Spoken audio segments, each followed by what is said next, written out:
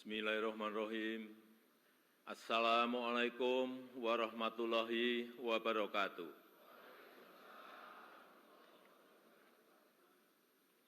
Selamat pagi, salam sejahtera bagi kita semuanya. Shalom, Om Swastiastu, Namo Buddhaya, salam kebajikan.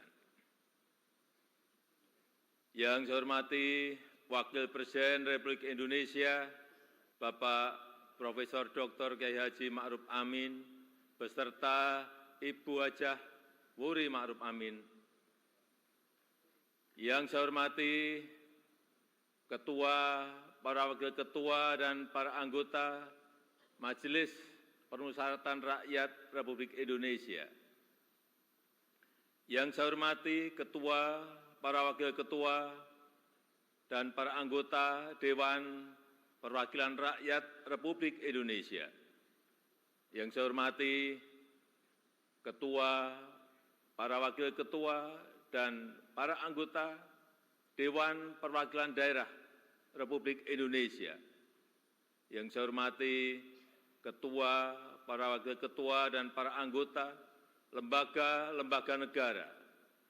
Yang saya hormati Bapak Jenderal TNI Purnawirawan Tri Sutrisno, yang saya hormati Bapak Haji Muhammad Yusuf Kalla, yang saya hormati Ibu Soraya Hamsahas, yang saya hormati Yang Mulia para Duta Besar negara-negara sahabat dan para pimpinan perwakilan badan dan organisasi internasional, yang saya hormati para Menteri Kabinet Indonesia Maju, Jaksa Agung, Panglima TNI, Kapolri, dan Kabin. Yang saya hormati para Ketua Umum Partai Politik, Bapak Ibu, Saudara-saudara sebangsa dan setanah air, para hadirin dan undangan yang saya muliakan. Tahun ini genap 10 tahun saya menjabat sebagai Presiden Republik Indonesia. Dan genap 5 tahun Bapak Profesor Kiai Haji Ma'ruf Amin menjabat sebagai Wakil Presiden Republik Indonesia.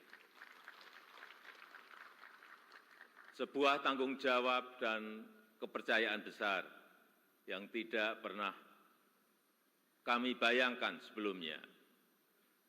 Sebuah mandat dan amanah besar yang tidak pernah kami pikirkan sebelumnya. Sejak hari pertama saya menerima amanah ini, saya sangat menyadari akan ada banyak gelombang yang harus dihadapi. Akan banyak tantangan yang harus diselesaikan. Tapi sedari awal saya juga yakin dan sangat percaya bahwa saya tidak sendirian. Ada cita-cita dan harapan masyarakat. Ada dukungan dan doa dari rakyat yang selalu mengiringi dan menguatkan. Senyum, sapa, dan doa Bapak, Ibu, dan saudara-saudara sebangsa setanah air semua adalah sumber kekuatan saya. Dan hari ini, 16 Agustus 2024, di momen terakhir saya dan Profesor Kiai Haji Ma'ruf Amin berdiri di sini. Izinkan kami menyampaikan terima kasih yang tulus, terima kasih yang sebesar-besarnya kepada Bapak Ibu semua, kepada seluruh rakyat Indonesia dimanapun berada, yang selama 10 tahun ini telah dengan kuat bersama-sama melintasi tantangan demi tantangan, menapaki langkah demi langkah, dan menghadapi terjadinya perubahan demi perubahan. Sehingga kita sebagai sebuah bangsa yang besar bisa sampai pada titik ini. Titik yang bisa menjadi titik lontar untuk menggapai kemajuan bersama di masa yang akan datang. Alhamdulillah, selama 10 tahun ini kita telah mampu membangun sebuah fondasi dan peradaban baru dengan pembangunan yang Indonesia sentris, membangun dari pinggiran, membangun dari desa, membangun dari daerah terluar, sehingga sampai saat ini kita telah membangun 366.000 kilometer jalan desa, 1,9 juta meter jembatan desa, 2.700 kilometer jalan tol baru, 6.000 kilometer jalan nasional, 50 pelabuhan dan bandara baru, serta 43 bendungan baru dan 1,1 juta hektar jaringan irigasi baru. Sehingga kita berhasil menurunkan biaya logistik dari sebelumnya 24% menjadi 14% di tahun 2023. Sehingga kita bisa meningkatkan daya saing dari sebelumnya peringkat 44 menjadi peringkat 27 di tahun 2024. Sehingga kita mampu memperkuat persatuan kita karena akses yang lebih merata dan berkeadilan. Selain itu, ketangguhan kita sebagai sebuah bangsa juga terbukti dari daya tahan kita dalam menghadapi pandemi COVID-19, dalam menghadapi perubahan iklim, dan dalam menghadapi geopolitik dunia yang semakin memanas. Patut kita syukuri, alhamdulillah, Indonesia merupakan satu dari sedikit negara yang mampu pulih lebih cepat, bahkan terus bertumbuh. Pertumbuhan ekonomi kita terjaga di kisaran 5%, walau banyak negara tidak tumbuh, bahkan melambat. Wilayah Indonesia Timur seperti Papua dan Maluku justru mampu tumbuh di atas 6%, dan Maluku Utara mampu tumbuh di atas 20%. Inflasi juga terkendali di kisaran 2–3%, saat banyak negara mengalami kenaikan yang luar biasa, bahkan ada yang mencapai lebih dari 200%. Angka kemiskinan ekstrem mampu kita turunkan dari sebelumnya 6,1% menjadi 0,8% di tahun 2024. Angka stunting juga mampu kita kurangi dari sebelumnya 37% menjadi 21,5% di tahun 2023. Dan tingkat pengangguran juga mampu kita tekan dari sebelumnya 5,7% menjadi 4,8% di tahun 2024. Upaya perlindungan bagi masyarakat ekonomi bawah juga telah memberi manfaat luas bagi masyarakat. 361 triliun rupiah anggaran Kartu Indonesia Sehat selama 10 tahun ini telah digunakan untuk membiayai layanan kesehatan lebih dari 92 juta peserta JKN per tahunnya, mulai dari usia dini sampai lansia yang tersebar di seluruh Indonesia. 113 triliun rupiah anggaran Kartu Indonesia Pintar selama 10 tahun ini telah digunakan untuk pendidikan lebih dari 20 juta siswa per tahun mulai dari SD sampai SMA, SMK di seluruh tanah air Indonesia.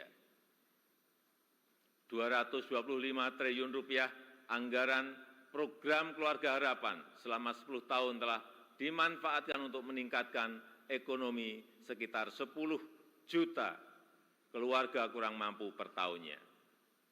Dan 60,3 triliun rupiah anggaran prakerja selama 5 tahun telah dimanfaatkan untuk menambah keahlian 18,8 juta pekerja yang tersebar di seluruh tanah air Indonesia.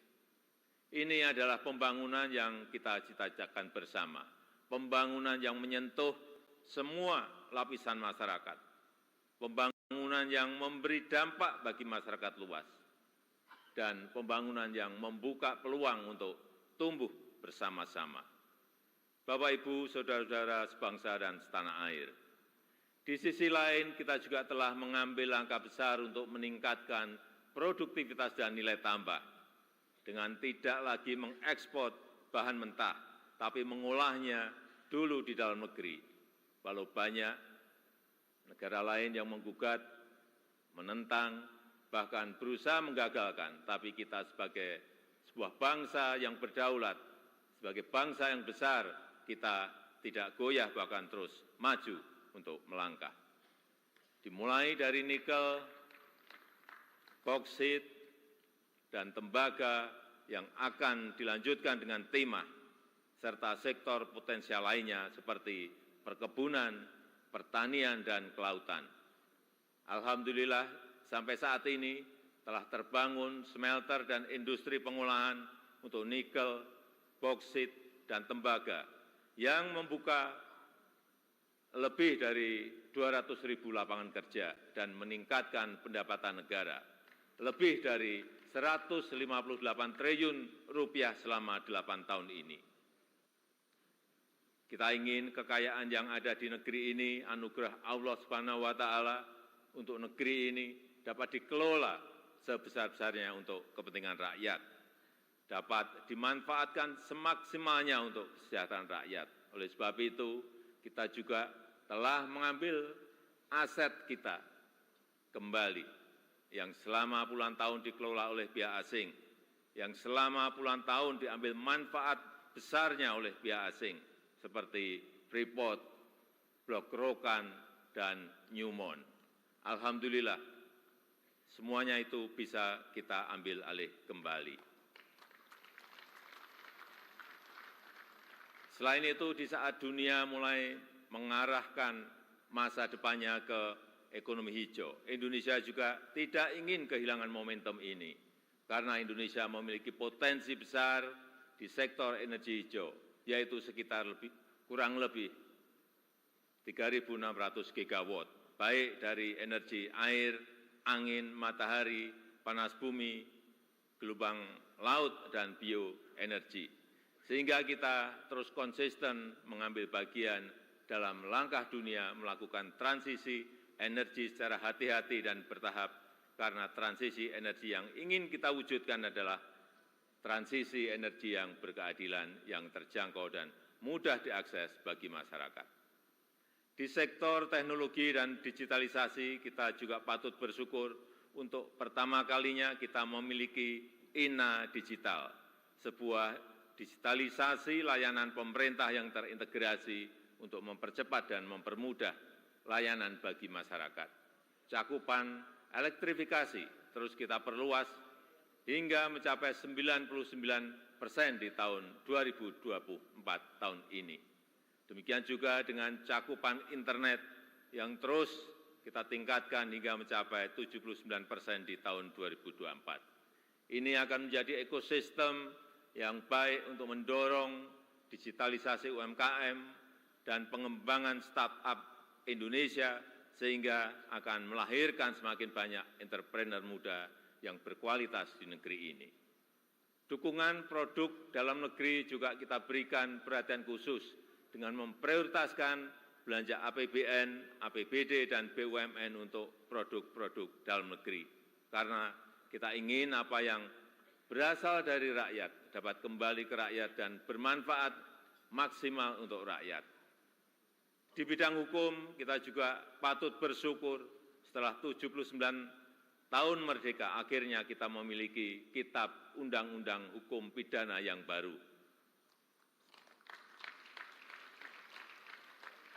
Sebagai upaya memodernisasi hukum Indonesia, serta Undang-Undang Cipta Kerja yang merevisi 80 undang-undang dan 1.200 pasal. Sebagai upaya untuk menderegulasi peraturan yang tumpang tindih.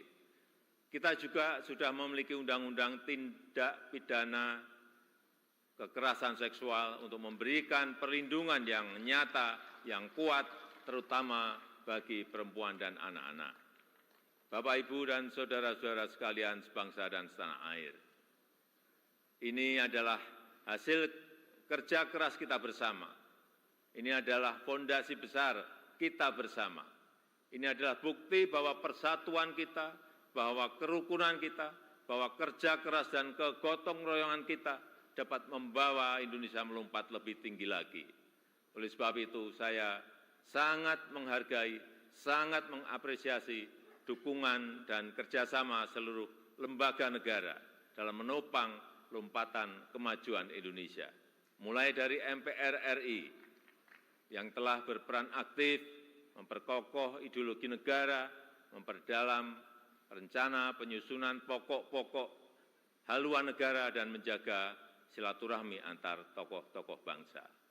DPR RI yang telah menjalankan fungsi legislasi, menjalankan fungsi penganggaran dan pengawasan, merumuskan RAPBN 2025 untuk suksesi transisi pemerintahan dan menyelesaikan banyak undang-undang strategis, seperti Undang-Undang Ibu Kota Negara, Undang-Undang Daerah Khusus Jakarta, Undang-Undang Informasi dan Transaksi Elektronik, Undang-Undang Aparatur Sipil Negara, dan Undang-Undang Kesejahteraan Ibu dan Anak.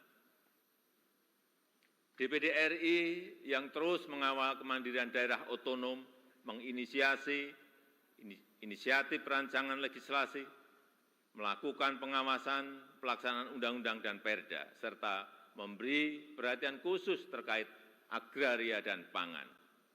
Begitu juga dengan BPKRI yang telah mengawasi penggunaan anggaran negara serta memperkokoh kepercayaan dan kepemimpinan Indonesia di dunia internasional melalui keaktifannya dalam organisasi dan forum-forum internasional. MKRI yang telah menangani lebih dari 202 perkara pengujian undang-undang dan mengadili sengketa pemilu, serta Mahkamah Agung RI beserta lembaga peradilan di bawahnya yang mengadili dan melakukan penguatan restoratif justice untuk menyelaraskan kepentingan korban dan pertanggungjawaban terdakwa tanpa melalui pemidanaan. Dan Komisi Yudisial RI yang telah berperan aktif mewujudkan hakim berintegritas dan berkualitas guna meningkatkan kepercayaan dan kepuasan masyarakat terhadap institusi kehakiman di negara kita.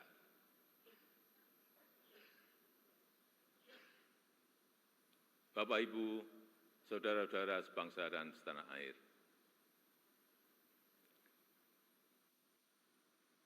10 tahun bukanlah waktu yang cukup panjang untuk mengurai semua permasalahan bangsa.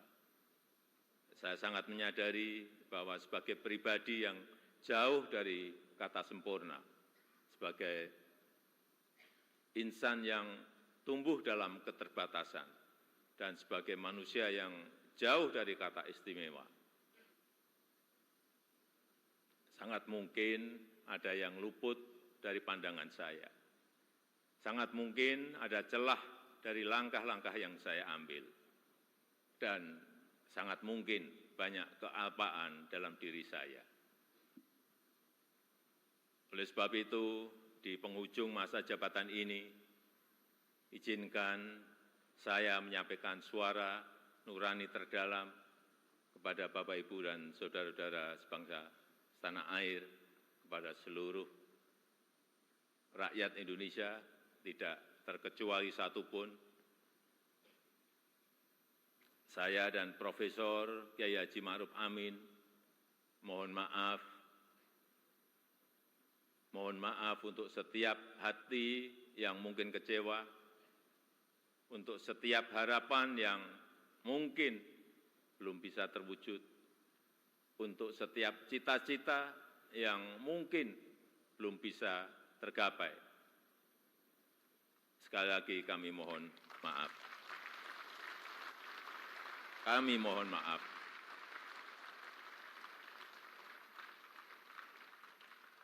Ini adalah yang terbaik yang bisa kami upayakan bagi rakyat Indonesia, bagi bangsa dan negara Indonesia. Saya tahu bahwa hasil yang kita capai pada saat ini belum sepenuhnya tuntas mencapai hasil akhir.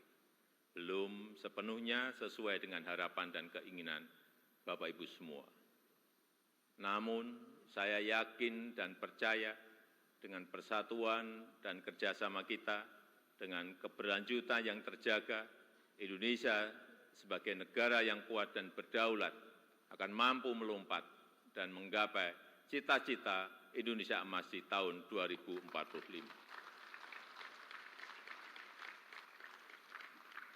Terakhir, kepada Presiden terpilih Bapak Jenderal TNI Purnawirawan Prabowo Subianto. Tahun depan, insya Allah Bapak yang akan menyampaikan pidato kenegaraan. Nanti pada tanggal 20 Oktober 2024, izinkan saya menyerahkan tongkat estafet kepemimpinan ini kepada Bapak Prabowo Subianto. Izinkan saya juga menyerahkan semua harapan dan cita-cita masyarakat Indonesia dari Sabang sampai Merauke, dari Miangas sampai Pulau-Rote, dari pinggiran, dari daerah terluar, dari desa dan dari pusat-pusat kota kepada Bapak.